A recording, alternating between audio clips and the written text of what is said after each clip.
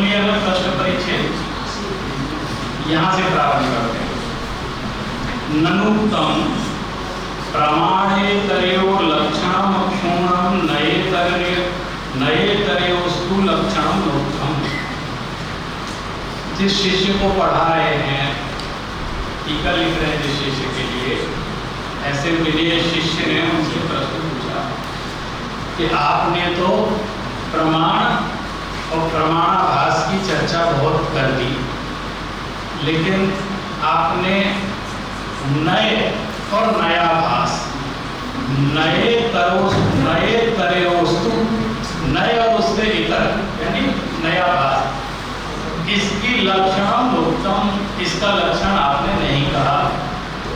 ये प्रश्न उपस्थित करके अब वो नए की चर्चा, तच्च आवश्यकम वक्तव्यम, वह बहुत जरूरी है बोलना वो बोलना बहुत जरूरी है, बिना उसके बोले हमारी बात बनेगी नहीं। तद वचने विनया नाम ना विकला व्युत्पत्ति। अब अगर वो हम नहीं कहेंगे तो शिष्य संपूर्ण रूप से वस्तु स्वरूप का ज्ञान नहीं कर पाएंगे, इसलिए हमको वो नए विज्ञान बताना बहुत आवश्यक है। स्यात् इत्याशंकमानं प्रत्याह, वो कह रहे हैं शायद यही शंका टीका मूल जो ग्रंथकर्ता हैं उनके मन में रही होगी, इसलिए उन्होंने ये सूत्र छोड़ दिया कि भैया और बाकी की बात कहने के लिए भी तो अवकाश रहना चाहिए ना। आप लोग जब शोध कार्य करते हैं तो future scope of the study लिखना पड़ती है, तो उसमें क्या लिखते हैं कि हमने इतना काम कर लिया लेकिन वो बहुत सारा काम बाकी है, आगे के शोधार्थी उसको करेंगे। इस अभिप्राय से एक पेज हम लिखते हैं तो फ्यूचर स्कोप इस स्टडी का क्या होगा। तो यहाँ भी एक प्रकार से इस सूत्र को कहकर संभवत अन्य विचारणीय कि अन्य जो नयादि हैं उसका भी विचार कर लेना चाहिए। माने जो विद्यमान पूर्व में प्रमाणादि की चर्चा उन्होंने कर ली और प्रमाणाभासों की चर्चा जो उन्होंने कर ली, इसके पहले जितनी भी चर्चा परिच्छेदों में चली है वो प्रमाण और प्रमाणाभास के संदर्भ में ही चली। तो संभवत विद्यमान कश्चितात् प्रमाणतराभास लक्षणात् अन्य नए नयाभास्यो लक्षणम विचारणीय। अभी तक हमने प्रमाण और प्रमाणाभास की चर्चा उसको भली भांति हमने समझ लिया। अब नए नयाभास्यो लक्षणम विचारणीय, हमको नए और नयाभास की चर्चा, उनके लक्षणों की चर्चा यहाँ पे विचार करना चाहिए। नए निष्ठई दिग्मात्र प्रदर्शन परत्वाद से प्रयास स्थिति, कह रहे हैं कि ये नए का लक्षण दोनों प्रकार से होता है, सामान्य लक्षण भी होगा, विशेष लक्षण भी होगा। तो जो भी संभव है और जो उसकी व्युत्पत्ति आदि होती है उसकी चर्चा हम लोग यहाँ पर आगे अपने जो नए निष्ठ है उसका मात्र दिग्दर्शन प्रारंभ में करवाया गया था, यानी सिर्फ संकेत मात्र आचार्य ने किया था। हम उसकी व्याख्या यहाँ पर सभी के सौकर्य के लिए करेंगे ताकि वस्तु तत्व का प्रतिपादन अच्छे से किया जा सके, यानी समझ में आए। और अगर नए की चर्चा नहीं करेंगे तो आप ये समझो जिनागम को समझना बहुत कठिन। जैसे कोई रहस्यमय चीज होती है ना, तो रहस्यमय कब तक रहती है जब तक उसके सूत्र नहीं पता होते हैं, माने उसकी चाबी, उसकी कुंजी हमारे हाथ में ना हो तब तक वो बहुत कठिन और रहस्यमय लगती है। और अगर हम बिना उसके सूत्रों को जाने हम सीधे उसमें प्रवेश करते हैं तो उसमें उलझ भी सकते, गलत माने जो अर्थ लगाना चाहिए उसका उल्टा अर्थ भी लग जाएगा, गलत प्रतिपादन हो जाएगा, गलत बात समझ में आ जाएगी और नुकसान हो सकता है। एक वाक्य कहा गया है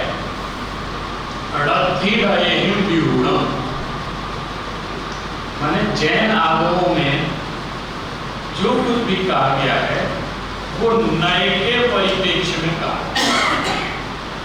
नए के बिना कुछ भी नहीं कहा।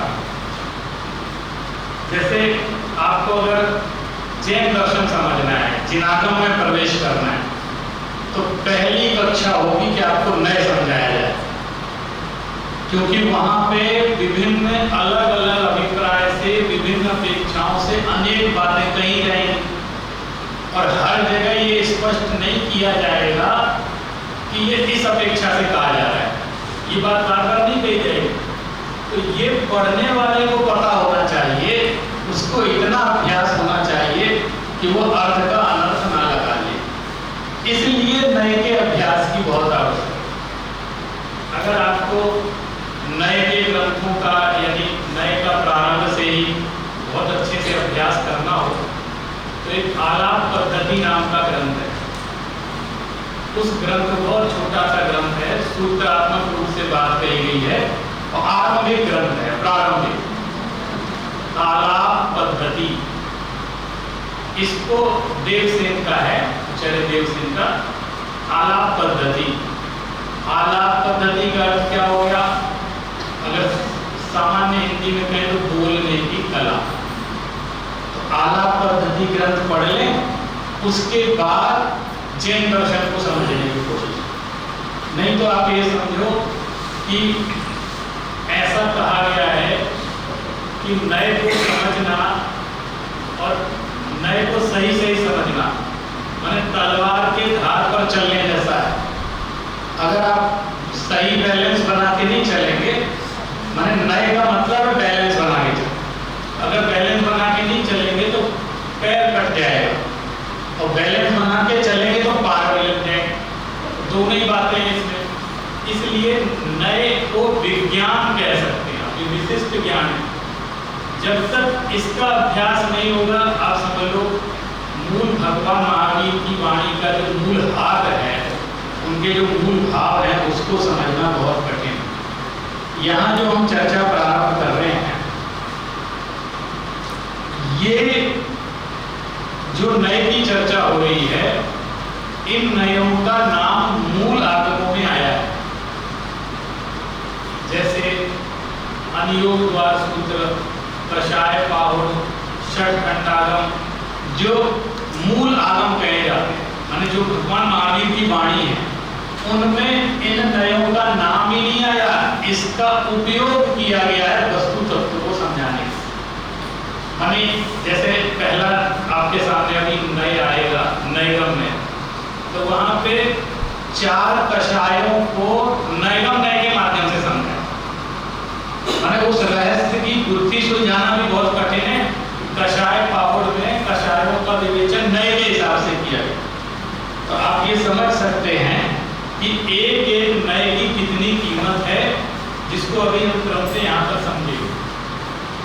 थोड़ी सी चर्चा में इसके ये जो पहला नए शुरू हो रहा है, इसके पूर्व इसलिए करना चाहता हूँ कि मुझे कोई ऐसे बताएं जो जिन्होंने नयों के बारे में पहले सुना है, पढ़ा का नहीं पूछ रहा हूँ, सुना है या नहीं सुना है। आपने सुना है, कहाँ पढ़ा आपने? नहीं, किस ग्रंथ में पढ़ा ये?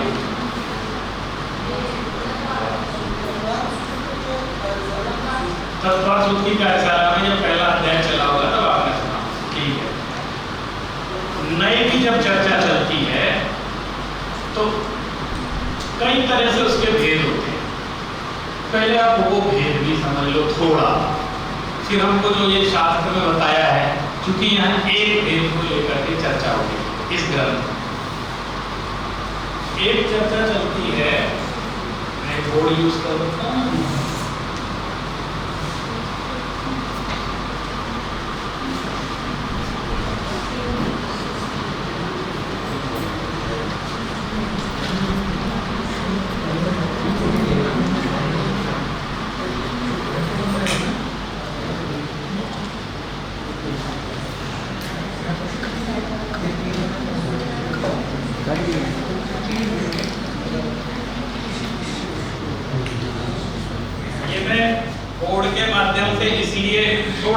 स्ट्रक्चर क्लियर कर दूं।